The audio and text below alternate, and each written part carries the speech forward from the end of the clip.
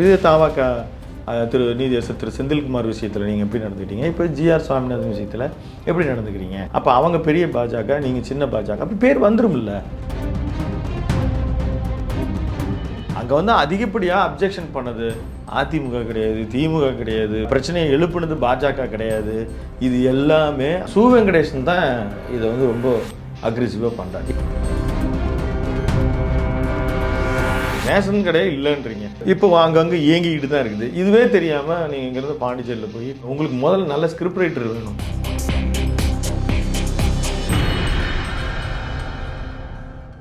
அறம் தமிழ் நேயர்களுக்கு வணக்கம். நடப்பு அரசியல் நிகழ்வு பற்றி பேச நம்முடைய இணைந்திருக்கிறார் அறம் தமிழ் எடிட்டர் திரு விஜயராணன் அவர்கள். சார் வணக்கம். வணக்கம் ராமகிருஷ்ணன். தமிழ்நாட்டில் வந்து ஜாதி கலவரங்கள் இருந்தால் கூட மத பூசல்கள் எதுவுமே நிகழ்ந்ததில்லை. இந்த திருப்பரங்குன்றம் விவகாரம் இன்னைக்கு கூட நாடாளுமன்றத்தில் ஒரு அவையவே ஒத்தி வச்சிருக்காங்க மதிய வரைக்கும். அனுராக் தாகர் என்ன சொல்றாருன்னா, இந்துக்களை திமுக அரசு அடிச்சு துரத்தி இருக்கு அப்படிங்கிற மாதிரி ஸ்டேட்மெண்ட் வைக்கிறாரு. மோகன் பகவத் அவர்கள் ஆர்எஸ்எஸ் தலைவர் கூட என்ன சொல்றாருன்னா, இது வந்து இந்துக்களுக்கு எதிரானது அப்படிங்கிற மாதிரி ஒரு ஸ்டேட்மெண்ட் கொடுக்குறாரு. இந்த பிரச்சனை முடிஞ்சிருமா இல்லை இன்னும் வளருமா, எந்த நிலைக்கு போகும்? நிச்சயமாக இது வளரும். இது ஏற்கனவே திருப்பரங்குன்றத்தில் அவர்கள் சிக்கந்தர் மலைன்ற ஒரு வார்த்தை உச்சரிக்கப்பட்டு அந்த பிரச்சனை பற்ற வைக்கப்பட்ட பொழுதே அது தொடர்ந்து இப்போ பவன் கல்யாண் மாதிரி அங்கேருந்து வந்து எல்லாம் இங்கே பேசுனதை நம்ம பார்த்தோம். அப்போ இதுக்கு முன்னால் இருந்தது வந்து ஒரு 3 பிரச்சனைகள். இது வந்து எல்லை யாருடைய, அந்த மலையினுடைய பகுதி யாரு, தர்கா பகுதி யார் அப்படின்ற ஒரு பிரிட்டிஷ் கவர்மெண்ட் இருக்கும் பொழுது பிரிட்டிஷ் கவுன்சில் வரைக்கும் போய் 1923 வந்த விஷயம் ஒரு தனி. அடுத்து இது வந்து இந்த பெயரை கந்தர் மலையா சிக்கந்தர் மலையா அப்படின்ற மாதிரி ஒரு அழைப்பதிலே ஒரு இது வந்துச்சு. அப்போது அது கொஞ்சம் கொஞ்சமாக டைல்யூட் ஆகி இது வந்து அது வேறு பகுதி, இது வேறு பகுதி, இதெல்லாம் நமக்கு தெளிவாக சொல்லப்படுது. இப்போ இருக்கிறது இது ஒரு 3வது பிரச்சனை. இது என்னென்னா, இது விளக்கு ஏற்றுவதில் இது வந்து தீபத்தூணா, இப்போ இப்போ இது டைல்யூட் ஆகிட்டே இருக்கு. இப்போ என்னென்னா, நேரடியாக நான் ஒரு விஷயம் கேட்குறேன், நீங்கள் நோ சொல்லிடுறீங்க. அடுத்த நாள் நான் மறுபடியும் கேட்குறேன், நேற்று கேட்ட போதே நீங்கள் நேற்று தானே உங்களுக்கு அதுக்கான நாள் அப்படின்னு ஒன்று சொல்கிறீங்க.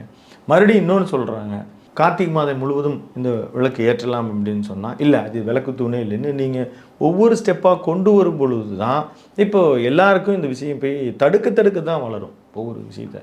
இதை தமிழ்நாடு அரசு கையாண்ட விதம் அப்படின்றது, அங்கே இருக்கிற உள்ளூர் மக்களே உட்காந்து, அந்த கலெக்டர்லாம் அங்கே இருக்கிற மக்களோடு உட்கார்ந்து பேசி இது நீதிமன்ற தீர்ப்பை அவமதித்ததாக முதல் முறை. அதே மாதிரி திரு டிஆர் பால் அவர்கள் பாராளுமன்றத்தில் பேசும் பொழுது ஆர்எஸ்எஸ் ஜட்ஜ் அப்படின்னு சொல்லி அவர் இது கடந்த காலத்தில் செய்த தீர்ப்புகள், அவர் கொடுத்த உரையாற்றிய விஷயங்கள், இது எல்லாத்தையும் வந்து தனிப்பட்ட முறையில் விமர்சிக்கலாம். ஆனால் இந்த நிகழ்வில் அவர் கொடுத்திருந்த தீர்ப்பை ஆதரித்தோ அல்லது ஒரு எதிர்ப்பு உணர்வு ஏற்படுதுன்னா அது மேல்முறையீட்டுக்கு தான் போகணும். நீதிமன்ற தீர்ப்புகளை மக்கள் மத்திய படையவே அங்கே அனுப்பிடுறாரு. அதுதான் அதை ஏன் பண்ணணும்? அல்ல, அது வந்து அதுதான் அவர் செய்வதை நீங்கள் தடுத்தாச்சு. இப்போ அங்கே வந்து சட்ட ரீதியாக அவர் செய்வதை சட்ட ரீதியாக தடுக்கிறாங்க. அப்போ அங்கே ஏற்பு இல்லை அப்படின்னா மேல்முறையீட்டுக்கு போங்க. மேல்முறையீட்டுக்கு போகிறதுல இருக்கக்கூடிய ஸ்டெப்ஸ் எல்லாத்தையுமே வந்து அது அரசு, அதில் இருக்க சிக்கல்கள், அதில் இருக்க நுணுக்கங்கள், பெரிய அட்வொகேட்டு அசோக் சிங்வி மாதிரியோ அல்லது பெரிய அட்வொகேட்டெலாம் நீங்கள் வச்சு அங்கே நீங்கள் நீதிமன்றத்தில் முறையிடுவது, வழக்காடுவது, இதெல்லாம் வேறு. ஆனால் பொதுவெளியில் நீங்கள் நீதிமன்றத்தின் நீதிபதியும் குறித்து பேசும் பொழுது உங்களுடைய செயல்கள், அதாவது திமுக அரசுடைய செயல்கள் கடந்த காலத்தில் பெரிய தாவாக நீதியரசர் திரு செந்தில்குமார் விஷயத்தில் நீங்கள் எப்படி நடந்துக்கிட்டீங்க, இப்போ ஜிஆர் சுவாமிநாதன் விஷயத்தில் எப்படி நடந்துக்கிறீங்க? அப்போ அவங்க பெரிய பாஜக, நீங்கள் சின்ன பாஜக, அப்போ பேர் வந்துரும்ல. நீங்கள் அதுக்கான கண்டிப்புகளை சொல்லணுமா இல்லையா? அதுதான் இங்கே பிரச்சனை. இப்போ இந்த விஷயத்தை தடுக்க வளர்ந்துருச்சு, நீதிமன்றத்திலேயே பேசலாம். நீங்கள் போய் பாராளுமன்றத்தில் குரல் எழுப்புறீங்க. பாராளுமன்றத்தில் குரல் எழுப்பும் பொழுது நீங்கள் இம்ப்ளீச்மெண்ட் கொண்டு வர முடியுமா? 3/2 ஆதரவு வேணும், இருக்குதா? அப்போ இந்த விஷயத்தை கொண்டு போய் அட்டென்ஷன் கிரியேஷன்ஸ் தானே, எவ்ரிதிங் அட்டென்ஷன் கிரியேட். இப்போ அவங்க எடுத்துக்கிறாங்க. அதாவது அது பாஜக ஆகட்டும், இப்போ ஆர்எஸ்எஸ் அமைப்பில் ஆகட்டும், எங்களிடம் வந்து முறையிட்டால் நாங்கள் தலையிடுவோம். அப்போ இப்போ பக்தர்கள் வந்து யாருமே போராடல, அங்கே இருக்கிற மக்களுக்கே அப்ஜெக்ஷன் சொல்கிறாங்க. நயினார் இருக்கட்டும், எச் ராஜா அவர்கள் இருக்கட்டும், இன்னொரு பாபர் மசூதி மாதிரி நாங்கள் ஆகும் போதுங்கிறப்ப அங்கே பாபர் மசூதி அயோத்தி அப்படின்ற அந்த வார்த்தையை அதுதான் நான் சொல்கிறேன். இதை பயன்படுத்துவதற்கு நீங்கள் வெளியிலிருந்து வரக்கூடிய எந்த ஒரு ஃபோர்ஸஸும் எந்த ஒரு சக்தியும் உள்ளே வந்துட்டா அது மேலும் மேலும் மேலும் வளரும். அதுக்கான வாய்ப்பு தளத்தை யார் ஒருத்தர் எந்த அரசியல் கட்சி பயன்படுத்திக்க தான் தயாராக இருக்கும். இதில் ஆளுகின்ற அரசு தான் இதில் கவனமாக இருக்கணும். அங்கே வந்து அதிகப்படியாக அப்ஜெக்ஷன் பண்ணது அதிமுக கிடையாது, திமுக கிடையாது, பிரச்சனையை எழுப்புனது பாஜக கிடையாது. இது எல்லாமே அங்கே இருக்கிற ஒரு சின்ன அமைப்பாக இந்து தமிழ் மக்கள் கட்சின்னு ஒருத்தர் வச்சு நடத்திட்டு இருக்கிறாரு. அந்த கட்சியில் இருக்கக்கூடிய இந்த மாதிரி விளக்கை ஏற்றுவது வந்து பெரிய பிரச்சனையாக்க போகிறாங்க அப்படின்னு சொல்லி எழுத்தாளரும் எம்பியுமான சு வெங்கடேசன் தான் இதை வந்து ரொம்ப அக்ரெசிவாக பண்ணுறார். இப்போ என்னென்னா டிஎம்கே உண்மையே சொல்ல போனால் அவங்களுக்கு பெரிய குழப்பமான மனநிலை இருக்குது. புலிவாலம் பிடிச்ச மாதிரி ஆயிடுச்சு. இந்த மாதிரி திருப்பரங்குன்றம் தொகுதியை கம்யூனிஸ்ட்டு கொடுத்துடலாம் அப்படின்ற மனநிலைக்கு வந்திருக்கிறது நீங்கள் செய்தித்தாளில் வந்திருக்குது. இல்லை, அங்கே வந்து திமுக வந்து அப்படி ஒரு வேளை போராட்டக்காரர்கள் அடித்து துரத்தாமல் இருந்திருந்தா நிறைய பேர்கள் கூட இருக்கும், அங்கே கலவரம் உருவாகிறதுக்கு வாய்ப்பு இருக்குது. டிஎம்கே முன்னாலே அதை நல்லா பண்ணிட்டாங்க அப்படின்னு தான் விமர்சனம் வருது நமக்கு. இல்லை, ரெண்டுமே இப்போ எப்படி அப்புறம் இப்போ நீங்கள் பெருசாகுது இல்லை பிரச்சனை. நீங்கள் அட்டென்ஷன் கிரியேஷன்ஸு நீங்கள் தடுக்கவோ ஒரு குறிப்பிட்ட சார் மக்களின் மீது அங்கே தாக்குதலும் நல்லா மிகப்பெரிய கும்பலும் கூடல அவங்க அதை தடையை மீறி மலையை நோக்கி செல்வதும் போது அதை தடுக்கும்போது தள்ளுமுள்ளுகள் ஏற்படும். அதெல்லாம் சகஜம்தான். அதை அப்படி ஏற்படுத்த அதை லைவ் எல்லாம் கொடுத்து அது வெளியில் பெரிய அளவில் தெரிஞ்சதுனால இந்த பிரச்சனை இப்போ பார்லிமெண்ட்டுக்கு போயிடுச்சு. திருப்பரங்குன்றத்தை நார்த் இந்தியாவில் யாருக்குமே தெரியாது. அது தெரிய வச்ச பெருமை வந்து திமுக தான் சார். இன்னைக்கு நீதிமன்றத்தில் கூட அரசு தரப்பு வந்து இதை வந்து மத நல்லிணக்கமாக இது பண்ணணும், கேஷுவலாக முடிச்சிடணும் வழக்க அப்படின்னு சொல்லியிருக்காங்க. இன்னொன்று வந்து விஜய் இதுக்கு வந்து ஒரு மௌனம் காத்துட்டே இருக்காரு. சீமான் அவர்கள் கூட 2 நாள் கழிச்சு அறிக்கை விட்டார். இதை எப்படி பார்க்குறீங்க? நீங்கள் சொன்ன முதல்ல வந்து நீதிமன்றம் இன்றைக்கி வந்து இது சர்வே கல்லா அல்லது தீபத்தூணா அப்படின்னு ஒரு கேள்வியை கேட்டிருக்காங்க. அதுக்கு விளக்கத்தை இன்றைக்கி ஈவினிங் அவங்க சொல்ல போகிறாங்க. ஏன்னா நேற்றே அதுக்கான ஒரு தொழில்துறை போய் ஆய்வு நடத்தியிருக்குது. அவங்க ஆய்வு நடத்தும் பொழுதே மாநில அரசு ஆய்வு நடத்தும் போதே நமக்கு தெரியும் இவங்க போய் அதை வந்து சர்வே கல்லுன்னு தான் சொல்ல போகிறாங்க. ஆனால் அது ஒரு மிகப்பெரிய கேள்விக்குறி. என்னென்னா மதுரையை சுற்றி நிறைய மலைகள் இருக்கின்றன. இப்போது ஆனைமலை மாதிரி இருக்கிறது, அழகர் மலை இருக்குது, வாசிமலைன்னு ஒரு இடம் அது இருக்கிறதுலேயே உயரமான மலை. அங்கே புரட்டாசியில் மட்டும் எந்த ஒரு உயரமான ஒரு இடத்துலையும் ஒரு தெய்வீகமான விஷயங்களை கொண்டு போய் நம்ம மக்கள் வைப்பாங்க. அது வந்து நிறைய காரணங்களுக்காக மலை உச்சியில் கொண்டு போய் வைப்பாங்க. அங்கே எங்கேயுமே இப்போ சமணர் மலை இருக்குது. அங்கே வந்து பார்த்திங்கன்னா கீழ்குயில் வாடின்ற இடத்துல பெரிய இடத்துல சமணர் படுக்கைகள்லாம் இருக்குது. இப்போ எந்த மதமாக இருந்தாலும் சரி எல்லா இடத்துலையுமே எல்லைக்கல்லுன்னு ஒன்று வைக்கணுமா இல்லையா? எங்கேயுமே கிடையாது. அழகர் மலையில் மட்டும் வேணா அந்த தீபம் ஏற்றுவதற்கு அது கோயிலுக்குள்ளேயே இருக்கும். குன்றிலிட்ட விளக்கு போல அப்படின்னு வந்து ஒரு பழமொழி இருக்குது. குன்றின் மீது விளக்கு வச்சா ஊர் பூரா தெரியும். இன்றைக்கி நீங்கள் பல வருஷங்களுக்கு முன்னாலாம் ஒரு சின்ன தீபம் தூரத்தில் ஏற்றினாலே தெரியும். அதனால் அது வந்து தீபத்தூணாக இருந்து அதை ஒரு எல்லையாக அந்த மலையை நீங்கள் வைடு ஆங்கிளில் பார்த்தாலும் சரி, இன்னும் கொஞ்ச நாள் கழிச்சு நேரில் கூட போய் பாருங்கள். அங்கே வந்து எல்லையை வகுப்பதற்கான ஒரு அமைப்பே கிடையாது. அப்போது இதை முன்ன சொன்ன புலிவாலை பிடித்து விட்டார்கள். மீண்டும் மீண்டும் மீண்டும் இதை வந்து பெரிதாக்குகிறார்கள். சர்வே கல் இவ்வளோ உயரமாக எங்கேயுமே இருந்ததில்லை. இது வந்து நம்ம அவங்களுக்கு ஆதரவாக பேசணும் அப்படின்னு கிடையாது. திமுக இந்த விஷயத்தை மேலும் மேலும் இது இடியாப்ப சிக்கல் ஆக்கிக்கிட்டே இருக்காங்க.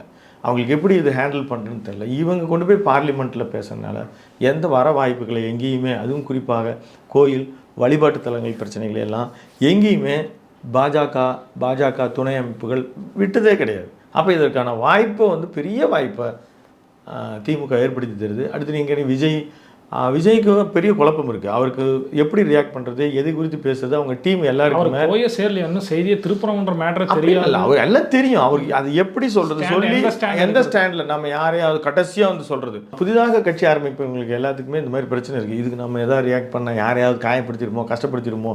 இது ரஜினிகாந்த் அவர்களுக்கே இருந்துச்சு. அந்த 2 பேர் வந்து அடித்து லாக்அப் டெத் ஆச்சு பார்த்தீங்களா? அப்போ அதெல்லாம் 15 நாளுக்கு அப்புறம் வந்து பேசினார். அந்த மாதிரி இங்கேயும் அதே மாதிரி தான் விஜய் அவர்களுக்கும் வந்து இந்த குழப்பம் இருந்துக்கிட்டே இருக்குது. அது எப்படி ரியாக்ட் பண்ணுறதுன்னு நம்ம ரியாக்ட் பண்ணி சிறுபான்மையினர் வாக்குகள் வந்து விஜய்க்கு தான் போகுது அப்படின்னால சொல்கிறாங்க. இப்படி வந்து இந்த ஸ்டாண்ட் எடுக்கும்போது எந்த ஸ்டாண்ட் எடுக்காத போது 2 பேருக்குமே அவங்க நம்பகத்தன்மை இல்லாமல் போயிடுவாங்க. எதையாவது ஒன்று வந்து நீங்கள் வந்து நீங்கள் ஒரு தெளிவுக்கு வந்து அந்த தெளிவின் அடிப்படையில் பதில் சொன்னோம். ரேஷன் கடையே இல்லைன்றீங்க, எப்படி இல்லாமல் போச்சு? கிரண்பேடி அவர்கள் இருந்தபோது அந்த மாதிரி ஒரு சிக்கல் இருந்தது, பணமாக கொடுத்தாங்க. இப்போ அங்கங்கே இயங்கிக்கிட்டு தான் இருக்குது. இதுவே தெரியாமல் நீங்கள் இங்கேருந்து பாண்டிச்சேரியில் போய் நீண்ட இடைவெளிக்கு பிறகு பேசுகிறீங்க. பேசும்பொழுது எல்லாம் நிறைய ரைட்டர்ஸ்குள்ளேருந்து எல்லாருமே உங்களுக்கு முதல்ல நல்ல ஸ்கிரிப்ட் ரைட்டர் வேணும், எதுக்கெல்லாம் ரியாக்ட் பண்ணணும் அப்படின்னு. அப்போ பெரும்பான்மை சமுதாயத்தினுடைய வாக்குகள் போயிட்டு போகுது. அது எல்லா கட்சிக்கும் போகும்னு.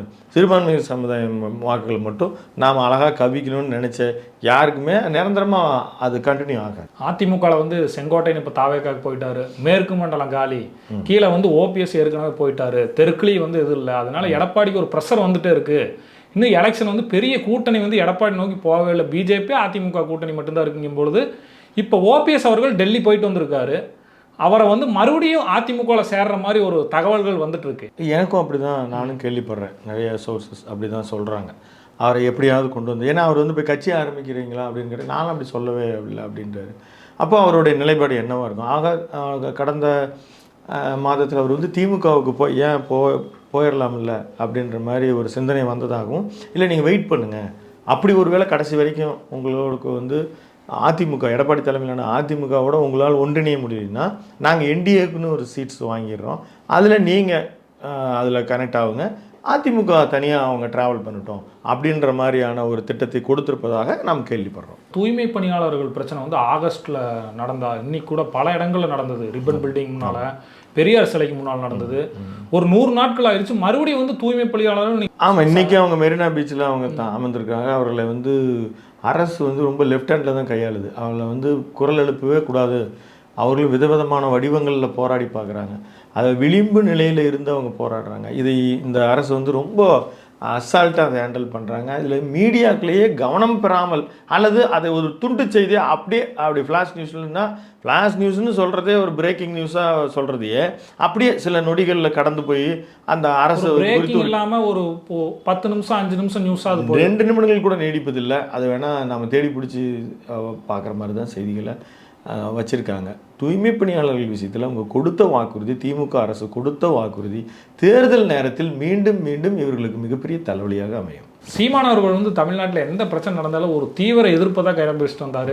வர அவரோட தாக்கமும் ஒரு வேகமும் குறைஞ்சதுன்னு ஒரு பல விமர்சனம் வந்துட்டு இருக்கு. திருப்பரங்குன்றத்தில் கூட என்னடா சீமான் வந்து எப்பயுமே ஒரு ஸ்டேட்மெண்ட் வச்சு அவ்வளோ பவர்ஃபுல்லாக இருக்குன்னு சொல்லுவாங்க.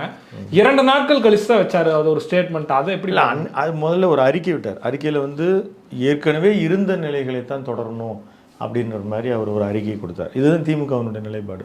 ஆளுநர் வேண்டாம் அப்படின்னு திமுகவுடைய நிலைப்பாடு. அதே ஒரு கருத்தை தான் திரு சீமான் வச்சிருக்காரு. அதனால் அவர் திமுகவும் அவரும் ஏதோ வந்து அண்டர் டீலிங் அப்படிலாம் சொல்ல முடியாது. ஆனாலுமே கூட அவர் கடந்த அந்த 2-3 நிகழ்வுகளில் அவர் பேசுகிறார், அந்த பேட்டி எக்ஸ்பிளைன் பண்ணி பேசுகிறார். அப்போது பாஜகவையும் அவர் கடுமையாக தாக்கலை, அல்லது அதுக்கான விமர்சனம் ரொம்ப மனித குலத்துக்கே எதிரி பாஜகன்னு சொன்னவர். முஸ்லீம் அமைப்புகளில் குறித்தும் எதுவும் சொல்லலை. இந்த மலையெல்லாம் வெட்டி எடுத்தாங்க, அது அவருடைய மாமனார் திரு காளிமுத்து சொன்ன ஒரு பிரமாதமான கோட்டிங் இருக்குது. வெண்டைக்காய் பந்தலில் விளக்கெண்ணெய் மழை பெய்தார் போல். அப்படித்தான் இன்றைக்கி சீமானுடைய பேச்செல்லாம் அமையுது. இன்னமும் வளவளன்னு பேசுகிறாரு, எதோ சொல்கிறாரு. ஒரு கிளாரிட்டி, அவருடைய அட்டாக் அப்படின்றது இது சரி, இது தப்பு, இது இப்படி பண்ணணும், அந்த மாதிரி எல்லாம் பேசி தான் ஈர்க்கப்பட்டார். தெரியல ஒரு அட்டாக் வந்து. அப்படி தான் நிறைய இளைஞர்கள் ஈர்க்கப்பட்டார். இன்றைக்கி அவர் வெளியில் வந்தால் நிச்சயமாக விஜய் பற்றி பேசிடுவார். அவர் கடந்த என்னென்னலாம் பண்ணியிருக்காரோ ஒன்று, இதெல்லாம் நான் ஏற்கனவே பேசிட்டேன், இதெல்லாம் வந்து ஒரு கொள்கையா, இந்த லெவல்லையே அவர் கடந்து போகிறத தவிர அவரே குறிப்பிடுவதை போல் பேச வேண்டிய விஷயங்கள் நிறைய இருக்குது. பேச வேண்டியது எல்லாம் கேட்டால் நான் ஏற்கனவே பேசிட்டேன் அப்படின்னு நம்ம சொல்ல முடியாது. பிரச்சனைகள் வருகிற பொழுதெல்லாம் அதற்கான ஒரு தீவிரமான ஒரு குரல், ஒரு தனித்துவமாக நடத்திட்டு இருக்கிறாரு. தனித்துவமாக அவர் செல்லணும் அப்படின்னா மக்கள் பிரச்சனை தான் பேசணும். அது வந்து இன்னும் விண்வெளி குறித்து தான் இன்னும் அவர் மாநாடு போடல. இன்னும் அடுத்து கடலம்மா போட்டார், இதெல்லாம் இதுக்கெல்லாம் அவங்க சாட்டை துறைமுருகனே அதை பற்றிலாம் பேச மாட்டேன்றார். அவர் நாஞ்சில் சம்பத்தை முழு நேரமாக விஜய் தாக்குறதே அந்த டீம் வேலையாக இருக்குது. அப்பப்போ போட்டு நாஞ்சில் சம்பத்தை போட்டு தூக்கி துவச்சிக்கிட்டு இருக்கிறாங்க. அவரெல்லாம் வந்து முன்னால் ஏற்கனவே அவர் சாட்டை துறைமுருகன் அவருடைய வயதில் யார் நாஞ்சில் சம்பத்து அவருக்கு ஆக்டிவாக இருக்கிற போதெல்லாம் ஒரு சோசியல் மீடியா யூடியூப்லாம் இருந்துச்சுன்னா அவரெல்லாம் அடிச்சிக்கவே முடியாது. இலக்கியம் பேசினாருன்னா அவள் நேரம் பேசுவார். நக்கல் கிண்டல் நையாளியெல்லாம் உரிச்சு தொங்க விட்டுருவார். இவர் வந்து இன்றைக்கி வந்து எப்படி இப்போ ஒரு தேர்தல்லையும் இவங்க ஒரு நிலைப்பாடு எடுக்கிறாங்க. ஒரு தேர்தலில் வந்து திமுக பெரியார் மண் அப்படின்னு சொன்ன பெரியாரே மண்ணு தான் மண் அப்படிங்கிறாரு. இப்போது அதை பற்றியெல்லாம் பேச்சே இல்லை. நீங்களும் அப்படி தான் இருந்திருக்கீங்க. அவரை விமர்சனம் பண்ணுறதுக்கு ஆமாம், ஒருத்தரை விமர்சனம் செய்வதற்கு முன்னால் நீங்களும் ஒரு விமர்சகர், அல்லது நீங்கள் ஒரு கட்சியில் அவரும் வந்து ஒரு பெரிய பதவிக்காக போகல. அவர் ஒரு பேச்சாளர், சொற்பொழிவாளர், அவ்வளோதான்.